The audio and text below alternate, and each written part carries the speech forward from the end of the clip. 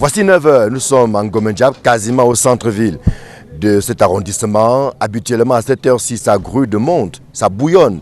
Mais depuis le malheureux incident, on a l'impression que la vie ici a pris un sérieux coup. Les boutiques sont fermées, on voit quelques benskinners qui sont là stationnés en attente des passagers. En tout cas, on comprend bien qu'après ce qui s'est passé, rien n'est plus comme avant de ce côté-ci. On a eu plus de 6 boutiques cassées, 10 autres, une dizaine scellées. Et depuis là, nous sommes au quartier. Pendant ce temps, il y a certains qui ont vu qu'ils doivent déplacer leurs familles au village pour attendre l'arrangement parce que le gouvernement nous a prévu qu'on doit compter sur eux pour qu'on essaie de faire en sorte que le calme revienne, la paix s'installe. On n'est pas à l'aise là parce que nos voisins, nos frères ne sont pas là. Ça nous gêne beaucoup puisqu'on est déjà habitués à cohabiter ensemble. Les forces de l'ordre sont venus depuis la semaine là, ils sont en train de faire leur travail. Il y a quand même le calme. Mais les gars sont fâchés parce que leur frère est couché à l'hôpital. Il n'a pas de moyens. Chaque jour on l'appelle, il dit qu'il ne voit plus. Mais il entend vu que c'est le cerveau qui a été touché. En fait, après l'incident malheureux qui a envoyé un citoyen à l'hôpital, le maire de Ngom-Ndjab a pris à titre conservatoire une mesure qui consistait à sceller les boutiques, ceci pour apaiser les tensions et calmer les cœurs. Le maire a donc scellé les boutiques parce que les gars disaient qu'ils ne peuvent pas entendre que leur frère est couché à l'hôpital.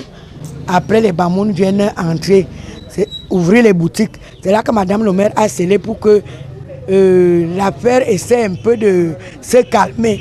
C'est difficile quand on n'avait pas l'habitude de rester au quartier. Nous sommes vraiment très épuisés dans ce sens-là. Bon, parce qu'il n'y a plus de quoi manger, on ne fait plus rien.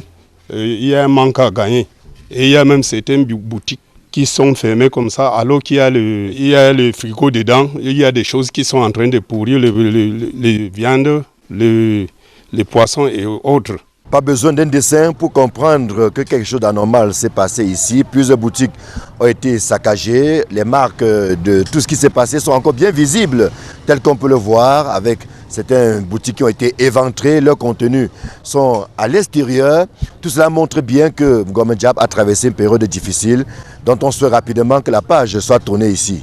Bon, moi, particulièrement, ça me gêne un tout petit peu qu'on soit arrivé là. Parce que nos frères là, on a besoin d'eux pour le développement de cette ville. Il n'y a pas une chasse aux sorcières en Ngom-Ndjab. Ngom-Ndjab reste une terre d'hospitalité. Sauf seulement que les uns et les autres doivent savoir que nous sommes dans une république. Et il ne faut pas faire certaines choses qui fâchent. Nous devons cohabiter ensemble.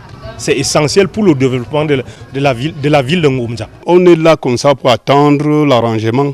On attend le gouvernement s'il peut mettre la paix pour que le calme revienne, on regagne nos activités respectives.